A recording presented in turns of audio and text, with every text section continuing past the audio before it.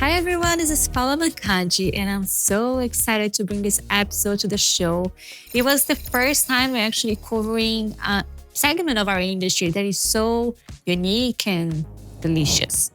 I went all the way to Atlanta to interview Jenna Bromberg. She's the Chief Marketing Officer of Papa John's. She has a unique career that covers pizza, hospitality, and retail. And she brings this unique perspective to her new role in the company. We'll talk about personalization, some exciting campaigns, and I'm very excited to share everything with you. So stay tuned and enjoy the episode. And please, you're gonna get hungry, so maybe you wanna call Papa John's and get a very good pizza. Here's Paula Macaggi, and this is episode 85 is my show in partnership with ShopTalk. Welcome to OFFBounds. Jenna, welcome to OFFBounds. Thank you. First, I'm very excited I had my Papa John's today. My first Papa John's. How was it? It was delicious, very garlicky with the sauce. Yeah. Good. And I heard that venue that I bought it's the busiest Papa John's. It is the busiest Papa John's in the country, and it is owned by Shaquille O'Neal. Oh, wow. So you went to a really, really good one. Yeah. Amazing. Thank goodness I took some pictures. Yes, good. So I can see. Excellent. Yeah. Being like less than a year, Yep. you became the CMO of Papa John's. How cool is that? Amazing. Dream job. Absolutely. Yeah. What made you accept this challenge? Oh my gosh. What was the moment of your career that you were like, I think I can do it? Yeah. You know, I have always wanted to be the CMO of a pizza brand, believe it or not. Ever since I was, just sort of starting out in my marketing career, I had worked at Pizza Hut for several years and I loved it. Loved the pace, loved the product, just loved QSR in pizza specifically. And, I know, right? What's not to love, right? Exactly. Bread, sauce, cheese, love. So I started kind of moving into hospitality and retail. I always knew I wanted to come back to pizza. There's just nothing quite like it. And Papa John's has always had my heart. I'm sorry, Pizza Hut. And so when this opportunity came across my desk, I was just so excited. And honestly, Paula, it's a dream job. It was an easy yes. Yeah, very easy. Very easy.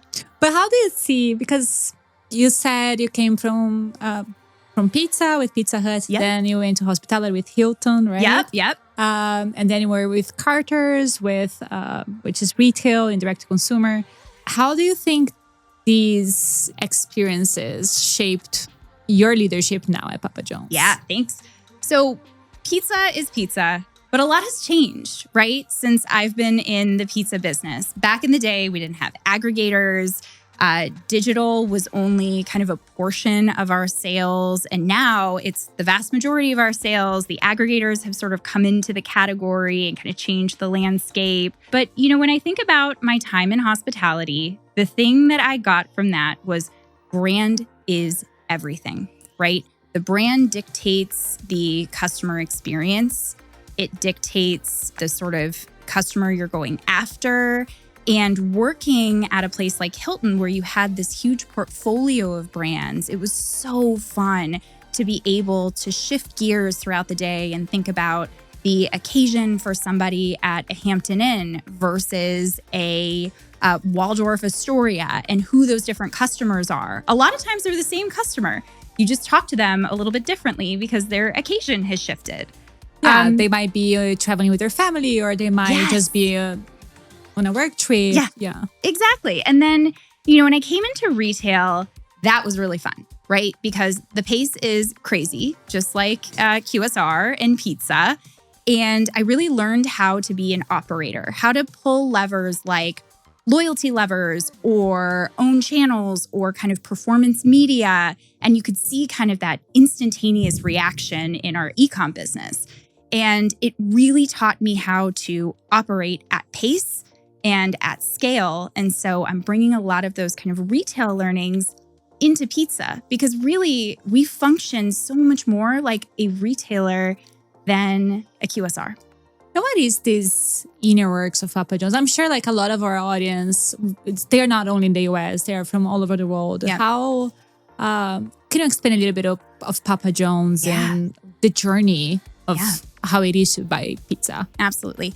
So, Papa John's is a brand that was founded on quality, right? This was a brand that we're, a little bit over 40 years old. And today we are still just as maniacal about the quality of the pizzas going to consumers' front doors as we were 40 years ago. And what that means is, better ingredients, better pizza is so much more than just a tagline. It's an ethos. And it's so interesting whether you've been at Papa John's for 30 days or 30 years, you have this, element of pride at every turn. You feel it when you walk into our restaurants, right? The people who are crafting the pizza, there's so much passion. There's so much care. The gentleman who made my pizza, he made it right away. Like, oh, give me 6 minutes. Yes. And I'm sure you saw him. Yeah, can I see? He's like, of course. And I'm sure you watched him hand slapping the dough. I mean, if you go on TikTok, we've got our team members who are they put music on and they're kind of dancing around in the kitchen. There was this just like passion and joy and more than anything, pride in the craftsmanship. But, more recently, this sort of idea of being a challenger brand has really taken hold. So when you walk through the halls of, certainly the corporate office, but even, in the offices of many of our franchise partners, you just feel this energy and this like true desire to win. It's awesome. It is. But what is the consumer journey like? Yeah. Would I go to a store? Yeah. Would I phone call? Would I order online? Yeah. How do I buy pizza? Yeah, great question. Most people order online. The vast majority of our transactions come in on papajohns.com or through the Papa John's app. Okay. And they typically, you can click to pick up your sort of last order, or you could go in through a really cool and compelling deal or LTO. Like right now, we've got our garlic 5 cheese crust, which we just launched a few weeks ago. It's a phenomenal product, and a consumer would sort of see that on the app, go in, build their own pizza, and the whole process is super, super quick. And fun, right? Fun, yeah. Right? Yes, and fun and super visual. It's really cool. And then either they will get it delivered to their front door or they'll go in and carry it out. The other way you can access our brand is on aggregators, so DoorDash or Uber Eats, and that is where we're seeing a lot of brand discovery happen. Those consumers are sort of wide open. And, if you think about even yourself, you're probably going through your DoorDash app and you're saying, what looks good? What sounds good? So It's a really cool What am I avenue. feeling like today? Yes. Yeah. So it's a great avenue for people to discover our brand that maybe haven't used Papa John's before. Very interesting. But that means data also plays a huge role here, because if the journey is mostly digital, how can you use this data to better, personalize or create loyalty? Totally. We're incredibly lucky, right? If you think about other QSR brands, they are, engaging with their customers in the drive-through. And if they're lucky, that customer has downloaded the app. But more often than not, they haven't. With us, you have to always ask, like, have you downloaded it? Yes. Yeah. With us, we get that data kind of right away. And what we use that data for is personalizing their experiences or the offers we're serving them. If you are somebody who orders pizzas for your family every Friday night, and I know that you order 1 pepperoni and 1 cheese pizza on original crust, we can serve you an awesome offer 30 minutes before you typically order, so that we can make sure that experience is seamless and personalized as possible.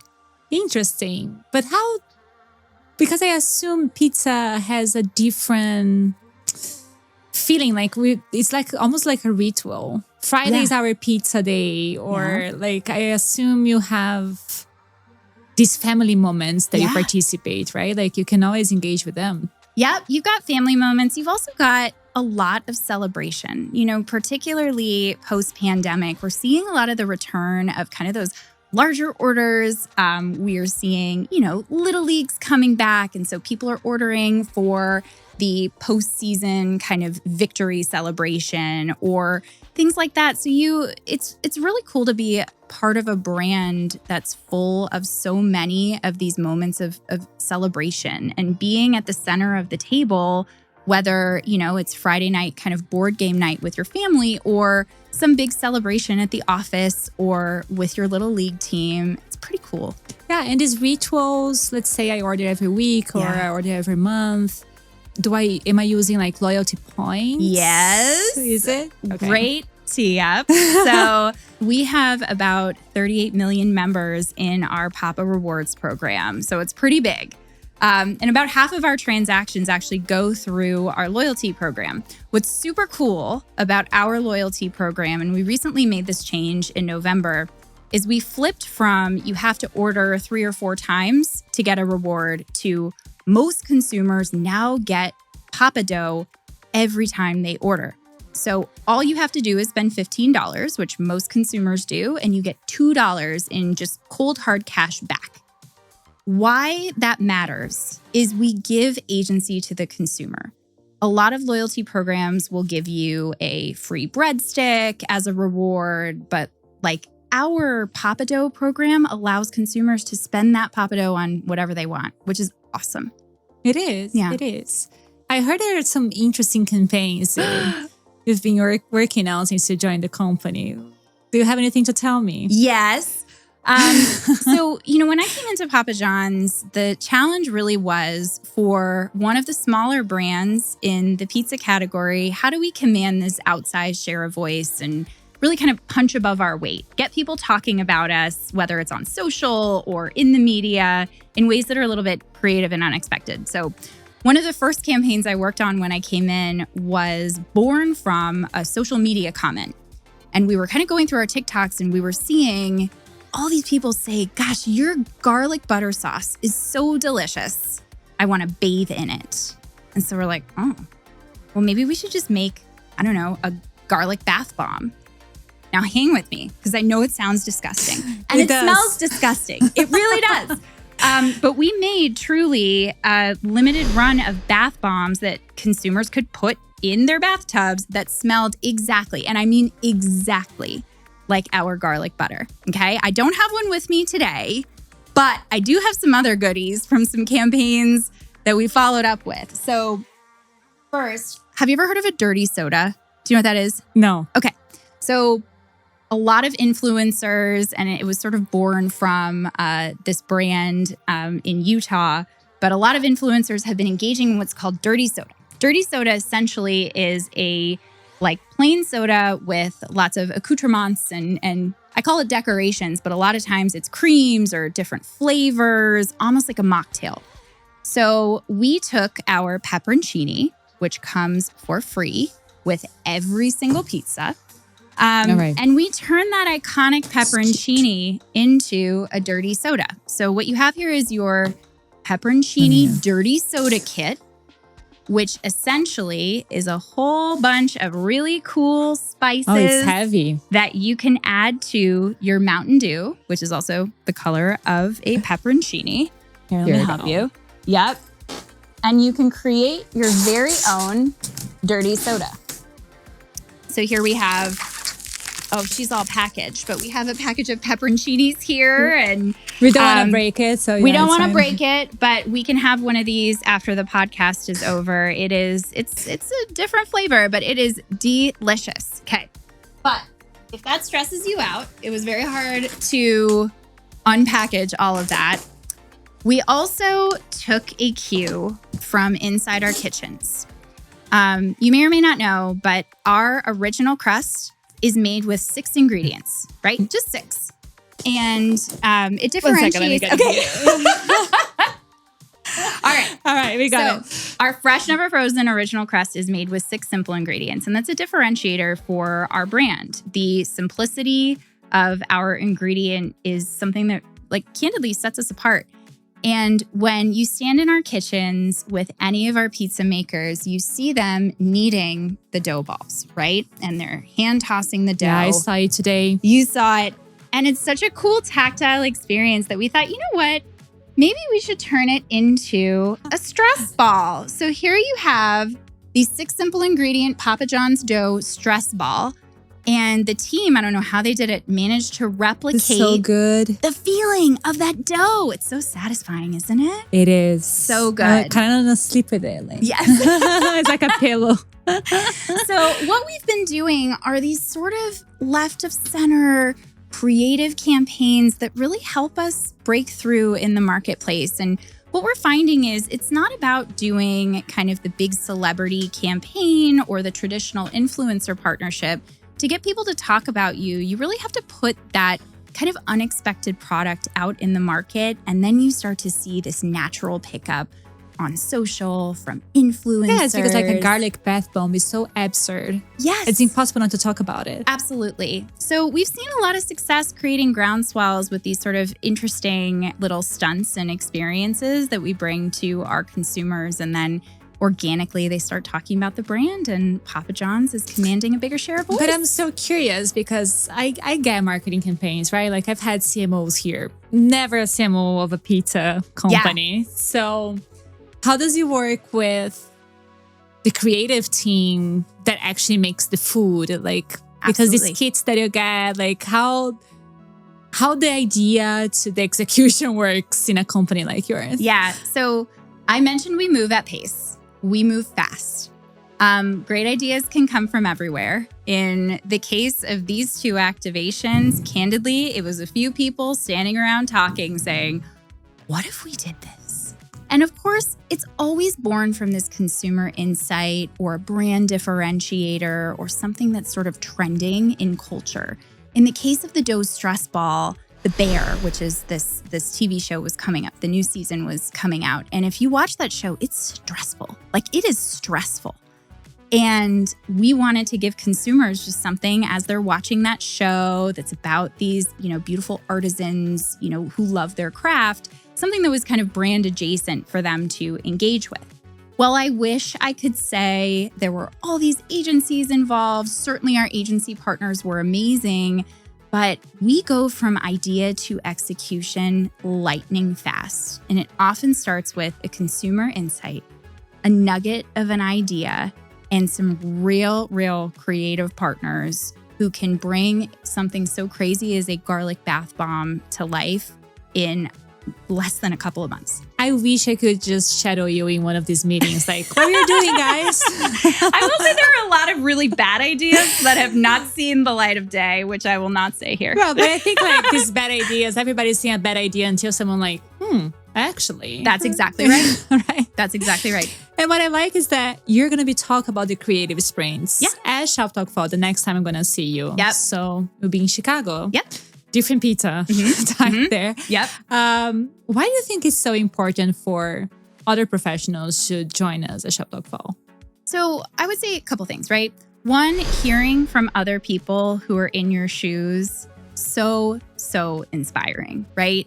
And we always talk about kind of the art of the possible, the beauty of the what if, and seeing people who have had wins doing something that is so different and so unexpected is so exciting to other marketers, right? Secondly, I would say we are building a world-class marketing team at Papa John's, and being able to go somewhere like ShopTalk is a really great opportunity to network and kind of meet some of the talent that's out there. Not that I will be recruiting necessarily, but I certainly... But just in case something happened to open up, it's just a really great opportunity to meet other kind of like-minded professionals. And then third, we can do anything. We can't do everything, but hearing from other creative leaders about, this nugget of an idea that became something and snowballed into kind of a cultural phenomenon, that gets me really excited. And there's a lot of changes. I think like MarTech, it's almost overwhelming with everything that keeps coming to, like, I don't know, probably like being a CMO is probably the hardest job nowadays. We have so much to think about. Yeah. What is some innovations you are looking forward to? It could be in product, tech, marketing. Yeah. So, the best part about my position at Papa John's is I have some amazing leaders around me who are crazy innovative. Like, our Chief Digital Officer, Kevin Vasconi. He, came from Wendy's. Before that, he spent a lot of time at Domino's, kind of building up their technology platforms. And he is always challenging us to look at what's around the corner. So we have this amazing partnership with Google Cloud.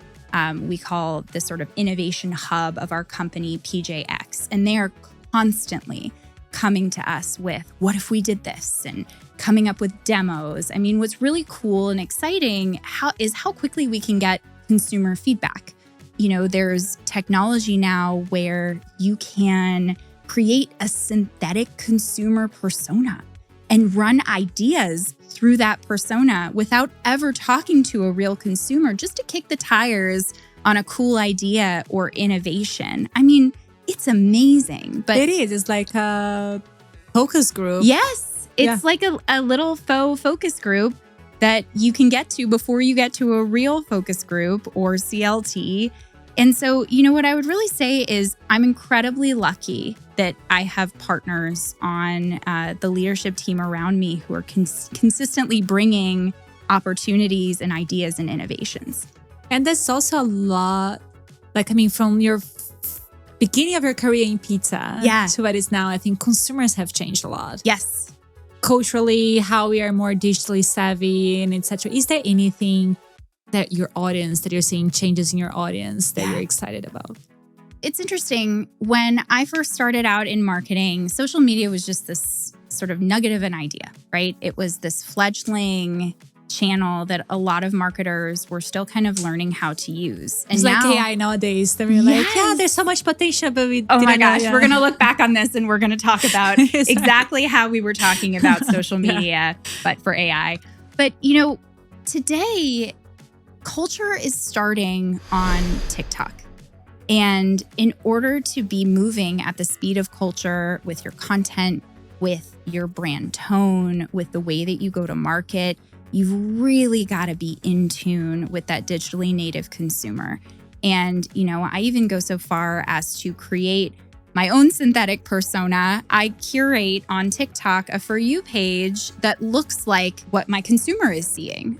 And every night I sit on my couch and I scroll to really understand what it is that they're seeing, feeling, engaging with, trying to learn some of the middle school slang like 6, 7, and really, really trying to stay up to date. It's easier than ever to stay up to date because you can connect and sort of plug into those cultures really easily from your couch, but it's moving faster than it's ever moved. I mean, a year ago, if you were to talk to me about Labubu dolls, I would have no idea what you were talking about. And now, look, it's the hugest sort of cultural phenomenon of the summer.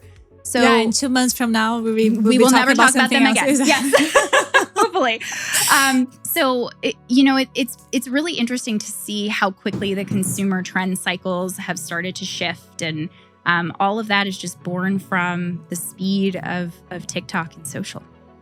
Very interesting. And I want to hear more about your experience, because marketing is marketing. Yeah. And you worked in 3 sister industries, I would say. They're not so far from each other, but they're different. Yeah.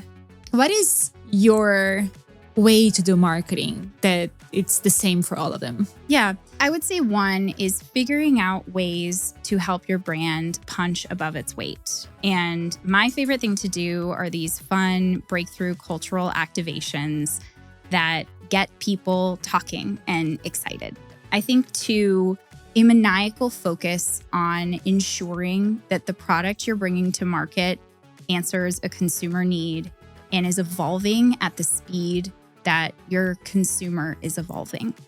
And I think third, I cannot tell you how much time we spend talking about social, what people are talking about, what people are seeing, what's trending, etc., so that we can continue to stay not even one step ahead, but shoulder to shoulder with the consumer as trends and culture and consumer needs continue to evolve.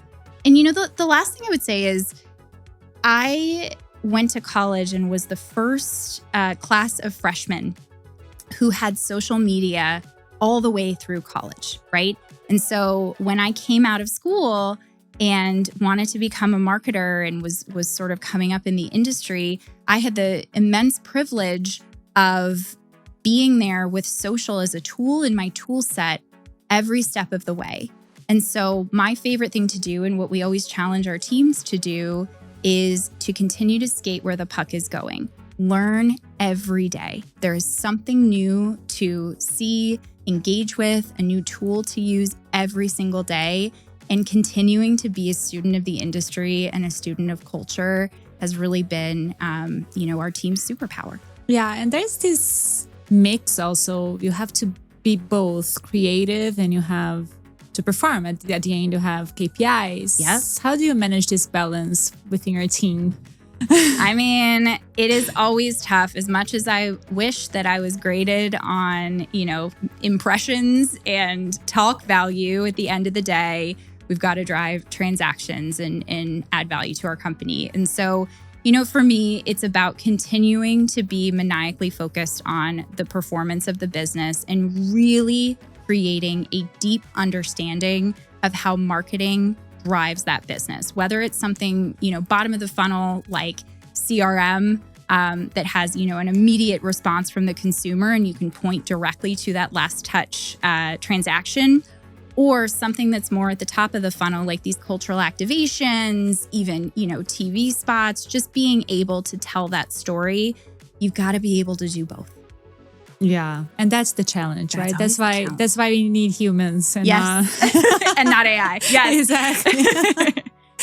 And well, you have such an impressive career. Thank you. What is the leadership principle that you always go back to? The thing, your attitude determines your altitude. A mentor told me that a few years ago, and I have just grabbed onto it since. You're going to have setbacks. And you're going to have hard days, and you're going to wake up in the morning and you're going to see a sales report that makes you feel sad. It is how you respond to those setbacks and challenges, how you demonstrate resilience, and how you wake up every day and keep fighting for your consumers, keep fighting to keep your brand in the mix, and keep fighting to sort of get to the next, not just the next level, but to the next great tool. And so, to me, I think continuing to show up every day with the exact same energy and demonstrate resilience for my teams and alongside our team, that has been the sort of biggest game changer. Yeah, very good. But now I'm curious. You have kids, right? Yes. They must be so happy you work at Papa John's. Oh my God. My son is 9. He thinks I'm the coolest person ever.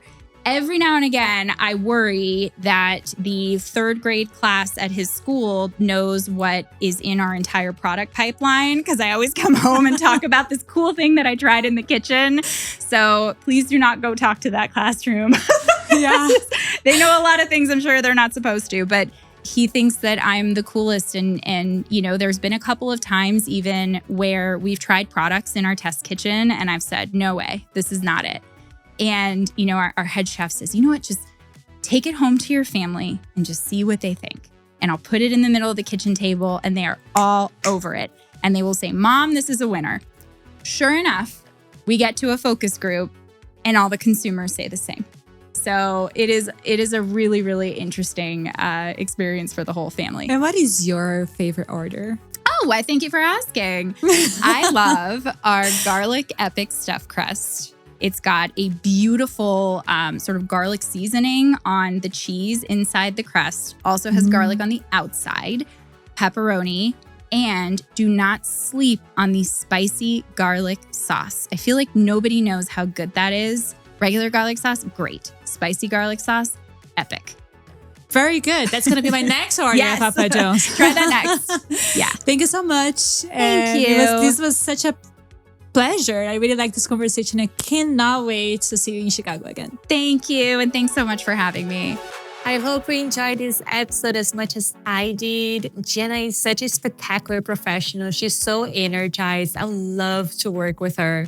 Next time we're gonna see her, it's gonna be in Chicago for ShopTalk Fall. If you're gonna be there, please reach out, send a message on LinkedIn. I'm dying to hear what you thought about this episode. And I'm hoping she brings her pizza dough on stage. I think that's gonna be a good way to engage this audience too. Send me a message on LinkedIn and I see you in Chicago. Next week, we're going to talk about actually the change of consumer behavior, not towards pizza, but towards wellness. Stay tuned and see you next Tuesday.